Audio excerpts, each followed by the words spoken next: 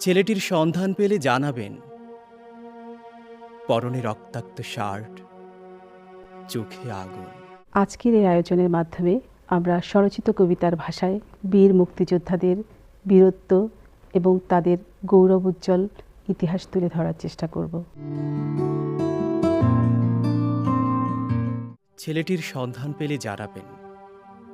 পরনে রক্তাক্ত শার্ট, চোখে আগুন।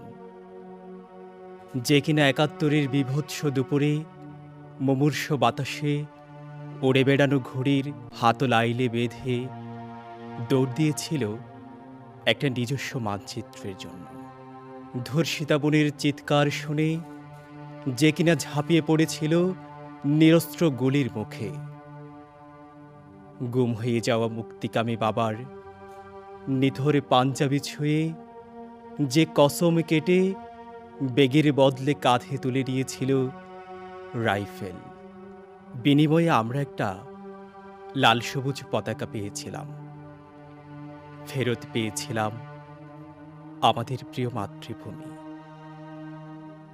কিন্তু ছেলেটি ফেরত এসেছিল কিনা জানতে পারিনি।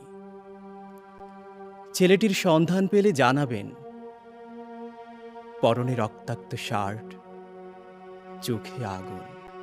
এখনো যখনই দেখি একটা স্বাধীন সার্বভৌম রাষ্ট্র বছরের পর বছর জর্জরিত হচ্ছে দখল, শোষণ আর নৈরাজ্যে, যখন দেখি বিজয়ের পতাকা গাড়িতে ঝুলিয়ে লুট করা হচ্ছে অর্থনীতি, উন্নয়নের চশমা পরিয়ে এই দেশকে বিক্রি করে দিচ্ছে ভিনদেশীদের হাতে, এখনো যখনই দেখি আমার দেশের শিক্ষকদের লাঞ্ছিত হতে হচ্ছে, ব্যানার হাতে নিয়ে প্রতিবাদ সমাবেশ করছে রাজপথে, যখনই দেখি আমার দেশের দিনমজুর কৃষক সিন্ডিকেটের পেছে পড়ে পাচ্ছে না তার ন্যায্য দাম, তখন সত্যি আমি ছেলেটার খোঁজ করি,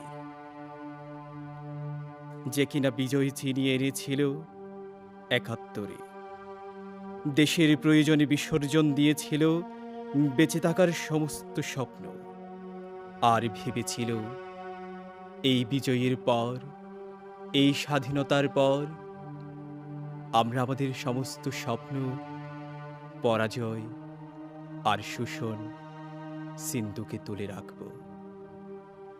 ছেলেটির সন্ধান পেলে জানাবেন।